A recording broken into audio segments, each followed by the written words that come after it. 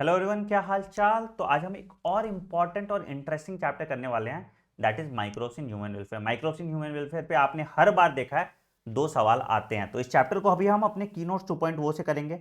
आप इस लेक्चर को ऑडियो बुक्स के तरह भी इस्तेमाल कर सकते हैं। एग्जाम टाइम पे आपको बहुत स्ट्रेन आता है आंखों में, तो आपको देखेंगे भी नहीं, मैं जो इलस्ट्रेट करूंगा उसको सुन के भी आपका रिवीजन हो जाएगा। बाकी ये नोट्स के हाईलाइटेड पोर्शन आपको मेरे टेलीग्राम चैनल t.me/anandmani001, मेरे इंस्टाग्राम हैंडल anand_mani16 और मेरे वेबसाइट anandmani.com पे मिल जाएगा। अगर आप इस चैनल पे नए हैं तो इस चैनल को सब्सक्राइब कर दीजिए और बेल आइकन दबा दीजिए ताकि आप नोटिफिकेशन मिस ना करें। चलिए शुरू करते हैं आज का सेशन। तो माइक्रोब से ज्यादातर सवाल इनके एग्जाम्पल्स पे ही आते हैं, तो मैं हाईलाइट कर दूंगा कौन कौन से सवाल आपको इंपॉर्टेंटली पढ़ने हैं। तो सबसे पहले आते हैं लैक्टोबैसिलस या लैक्टिक एसिड बैक्टीरिया। क्या करता है भैया? मिल्क को कन्वर्ट करता है कर्ड में। दूसरा, विटामिन B12 को बढ़ा देता है कर्ड में। दूसरा, पैथोजन को भी प्रिवेंट करता है स्टमक में ग्रो करने से।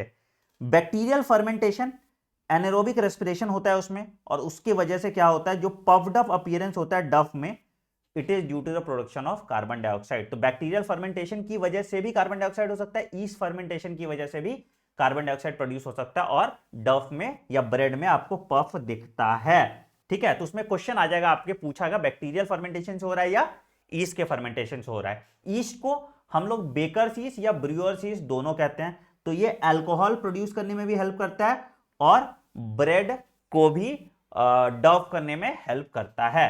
Microbes are also used to ferment fish, soybean and bamboo shoot also to produce cheese। ठीक है, स्विस चीज बनता है जिसमें बड़े होल्स होते हैं by production of carbon dioxide by propionibacterium शर्मानी।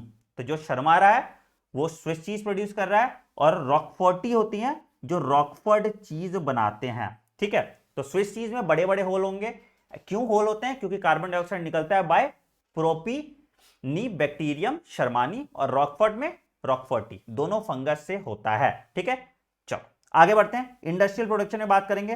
फर्मेंटेज beverage, again यहां पे भी क्या है, ब्रूअर्स ईस्ट यूज हो रहा है। तो कौन सा? सेक्चरोमाइसिस सर्विसे यहां पे। ठीक है, तो क्या प्रोड्यूस करता है?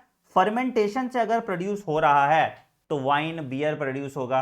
ठीक है, अगर डिस्टिलेशन से प्रोड्यूस हो रहा है तो तुम्हारा विस्की, ब्रांडी, रम, जिन। ठीक है, यहां पे it will be less than 13%, alcohol जो है लेस देन 13% होगा, क्योंकि इससे ज्यादा अल्कोहल के क्वांटिटी में या कॉन्सेंट्रेशन में ईस्ट मर जाता है। तो यहां पे डिस्टिलेशन में अल्कोहल का कॉन्सेंट्रेशन बढ़ जाता है। ठीक है, तो ब्रूअरी इंडस्ट्री में भी ये यूज होता है। एंटीबायोटिक्स की बात करेंगे तो antibiotics again penicillin, first antibiotic that was discovered by Alexander Fleming, और इसका पूरा पोटेंशियल डिस्कवर किया था चेन एंड फ्लोरी ने। दोनों पे सवाल आया हुआ है सेकेंड वर्ल्ड वॉर के टाइम में। ठीक है, they were also divided for Nobel prize in 1945। ठीक है, इंजाइम्स की बात करें और केमिकल्स की बात करें और बायोएक्टिव मॉलिक्यूल्स की बात करें, इस सब के एग्जांपल्स पे सवाल आता है। Organic acid, Aspergillus niger, citric acid, Acetobacter aceti acetic acid, Clostridium butylicum butyric acid, Lactobacillus lactic acid, ये सारे ऑर्गेनिक एसिड हो गया। ठीक है, अल्कोहल के लिए जैसे आपने बताया ईस्ट आपका हेल्प करेगा इथेनॉल प्रोड्यूस करने के लिए। एंजाइम्स में लाइपेज डिटर्जेंट में यूज होते हैं to remove oily stains. Pectinase और प्रोटीज फ्रूटिंग बॉडीज में यूज होते हैं या बॉटल जूसेस में यूज होते हैं टू डिग्रेड पेक्टिन। ठीक है, और स्ट्रेप्टोकाइनेज आपका यूज होता है बाय स्ट्रेप्टोकॉकस प्रोड्यूस करते हैं which is a clot buster. Streptokinase is a clot buster. ठीक है, साइक्लोस्पोरिन ए, ये इम्यूनो सप्रेसेंट होते हैं, तो ऑर्गन ट्रांसप्लांट जिस पेशेंट का होता है उसको साइक्लोस्पोरिन ए देते हैं। It is produce by trichoderma polysporum. ठीक है, मोनस्कस पुरपुरस ईस्ट है जो स्टैटिन्स प्रोड्यूस करता है which is a blood cholesterol lowering agent. ठीक है, तो ये चीज सारे चीजें यहां पे आ गए। ठीक है, अच्छा उसके बाद सीवेज ट्रीटमेंट प्लांट में भी यूज होता है माइक्रोब्स का। तो कैसे होता है सीवेज ट्रीटमेंट प्लांट काम करता है, इस पे सवाल आया हुआ था कल के जम्मू कश्मीर सीईटी में भी। क्या सबसे पहला होता है प्राइमरी ट्रीटमेंट। प्राइमरी ट्रीटमेंट में क्या करते हैं हम? फिजिकल रिमूवल ऑफ पार्टिकल, मतलब फ्लोटिंग डरवाई जैसे कूड़ा कचरा उसको निकाल देंगे, उसको हम सीक्वेंशियल फिल्ट्रेशन से निकाल दिए। फिर मिट्टी जो डिजोल्व हो गया था और उसको बिठा दिया by the help of sedimentation. ठीक है, और settle solid from primary plus and the supernatant from effluent, ये सबको हम निकाल के हटा दिए। ठीक है, दूसरा क्या किए, अब जो इफ्लुएंट था उसको हम लार्ज एरिएशन टैंक में डाले। क्यों?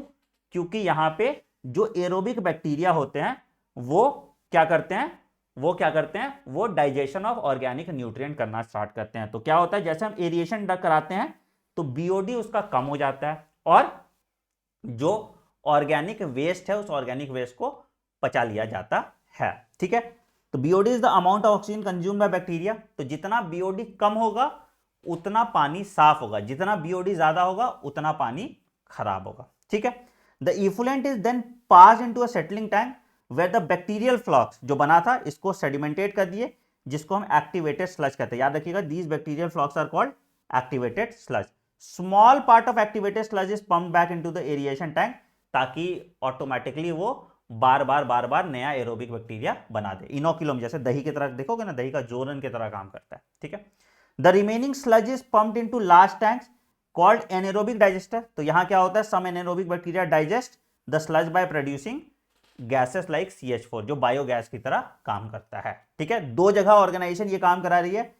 Ministry of environment and forest has initiated Ganga action plan and Yamuna action plan to save water pollution. तो जो भी सीवेज निकलता है वो सीवेज ट्रीटमेंट के थ्रू होके ही जाना चाहिए and then it is dumped into river. ठीक है, मैं फिर से एक बार रिवाइज करा देता हूं। प्राइमरी में हमने क्या किया, जो भी चीज डिसॉल्व नहीं हो पा रहा था, ठीक है, जो फ्लोट कर रहा था, मिट्टी विट्टी को हमने जमा कर लिया। ठीक है, उसके बाद सेकेंडरी ट्रीटमेंट में हम बायोलॉजिकल ट्रीटमेंट किया। यहां पे हमने एरिएशन टैंक में डाला और जितने ऑर्गेनिक मैटर थे उसको डिसॉल्व कर दिया by the help of aerobic bacteria. ठीक है, अब जो ये फ्लॉक्स बना बैक्टीरिया और फंगस के साथ, ठीक है, तो इसको हम एनारोबिक डाइजेशन कहिए या एनारोबिक स्लज में डाले और वहां से मीथेन गैस प्रोड्यूस कराए, जो हम बायोगैस में यूज कर सकते हैं। ठीक है, चलो अब आते हैं microbes in bio control agent. तो बायो कंट्रोल एजेंट क्या होता है, जो कंट्रोल करता है प्लांट डिजीज एंड पेस्ट। ठीक है, केमिकल पेस्टिसाइड्स एंड इंसेक्टिसाइड्स दोनों यूजफुल और हार्मफुल ऑर्गेनिज्म को दिक्कत पहुंचाएंगे। तो हम बायो कंट्रोल एजेंट में माइक्रोब्स को यूज करते हैं because of their narrow spectrum, मतलब वो किसी एक स्पेसिफिक ऑर्गेनिज्म को ही मारेगा। ठीक है, तो क्या क्या है, पहला बैसिलस thuringiensis क्या करता है, टू कंट्रोल बटरफ्लाई कैटरपिलर। तो क्या करते हैं, ड्राइड स्पोर्स और बीटी इसको पानी में मिक्स करते हैं और स्प्रे कर देते हैं। इससे क्या होता है, they are eaten by caterpillar, in their gut the toxin is released and the larvae gets killed. ठीक है, तो ये चीज आ गया। बाकी तो हम जेनेटिक्स के थ्रू भी बीटी कॉटन में करते हैं। दूसरा ट्राइकोडर्मा, क्या चीज के लिए, this are free living present in the root ecosystem, they control several plant pathogen. तीसरा बैक्यूलोवायरस, जीनस न्यूक्लियोपॉलीहेड्रोवायरस का है, ये क्या करते हैं, अटैक करते हैं इंसेक्ट एंड अदर आर्थ्रोपॉड। ठीक है, ये भी नैरो स्पेक्ट्रम होता है, it is a narrow spectrum insecticidal application. ठीक है, and it is used in integrated pest management program. तो ये IPM पे भी फुल फॉर्म पे सवाल आया हुआ है। ठीक है, बायो फर्टिलाइजर में क्या क्या यूज कर सकते हैं हम, बैक्टीरिया, फंगाई, साइनोबैक्टीरिया, सब बायो फर्टिलाइजर्स में यूज करते हैं। राइजोबियम सिम्बायोटिक एसोसिएशन शो करता है root nodules of leguminous plant के साथ। ठीक है, फ्री लिविंग बैक्टीरिया में आ गया आपका एजोस्पाइरिलम एजोटोबैक्टर। ठीक है, ये सॉइल का इनरिच करता है नाइट्रोजन कंटेंट। ठीक है, माइकोराइजल एसोसिएशन में आ गया symbiotic association of fungi genus of Glomus के साथ। ठीक है, fungi gets food and fungal symbiont provide the following, क्या, सॉइल से फास्फोरस एब्जॉर्ब कराता है। ठीक है, दूसरा रेजिस्टेंस टू पैथोजन कराता है और increase in plant growth and development में हेल्प करता है। ठीक है, साइनोबैक्टीरिया में ब्लू ग्रीन algae आ गया, एनाबिना नॉस्टॉक एंड ऑसिलोटोरिया। ठीक है, पैडी फील्ड में cyanobacteria serves as an important biofertilizer to increase its fertility. तो आपने देख लिया साइनोबैक्टीरिया का एग्जांपल देख लिया, anabaena nostoc oscillatoria, mycorrhizal symbiotic association with fungi.